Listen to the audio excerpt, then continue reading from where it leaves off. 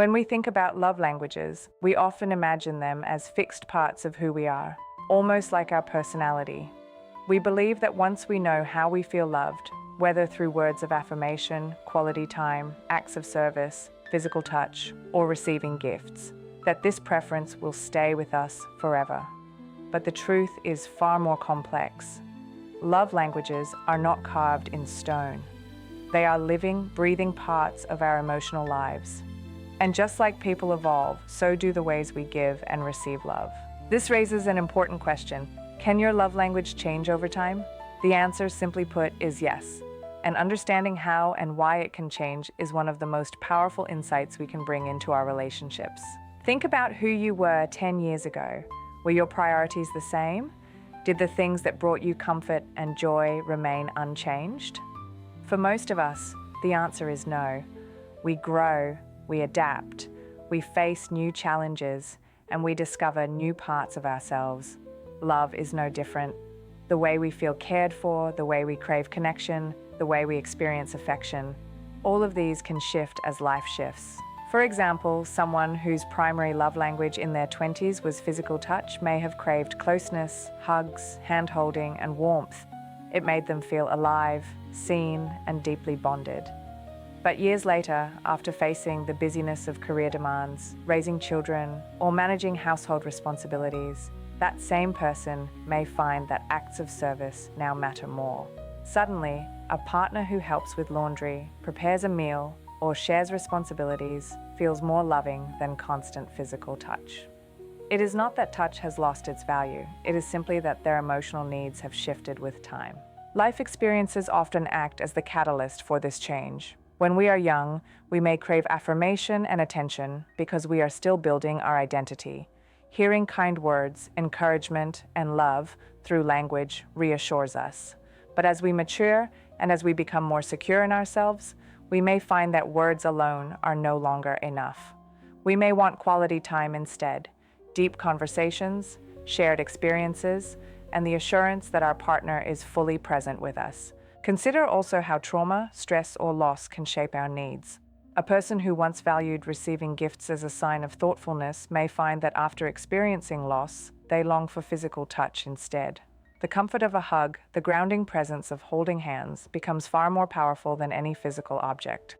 This does not mean their old love language was false. It simply means that life has shifted what they need most in that moment. And that is the essence of love languages. They are not rigid labels, but flexible expressions of care.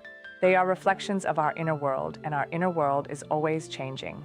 For couples, this truth is both a challenge and a gift. It is a challenge because it means we cannot assume that what worked 5 years ago will always work. We cannot fall into the trap of thinking, I know my partner's love language and I never need to think about it again. Instead, we must remain curious, attentive, and willing to relearn our partner as they grow. But it is also a gift, because if love languages can change, then love itself can be renewed. It means that relationships never have to remain stagnant. They can adapt, they can deepen, they can transform.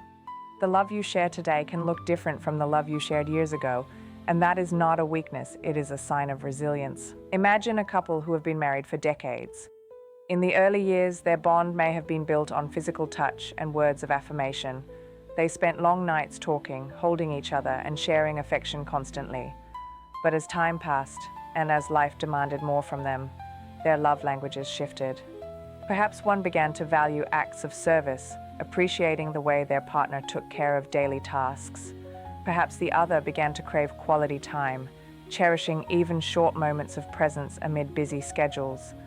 At first, this change may have created confusion or even conflict. But when they realized that love languages are not fixed, they adapted. They learned new ways to love each other. And in doing so, they discovered that love can stay alive, not by staying the same, but by learning to grow. One of the most common mistakes in relationships is believing that we already know everything about our partner. We think, I know how they feel loved, I know what they need, I've figured it out.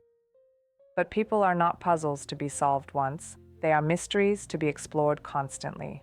Just as seasons change, so do love languages, and couples who recognize this truth are able to stay connected even when the world around them shifts. So how do we know when our love language or our partner's has changed? Often it shows up in subtle ways. You may notice that what once brought you joy no longer feels fulfilling. You may feel distant or disconnected, even though your partner is still expressing love in the way they always have.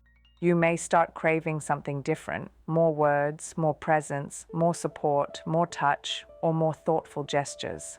These are signs, not that love has disappeared, but that the way you need to feel it has evolved. At times, partners can miss these signals.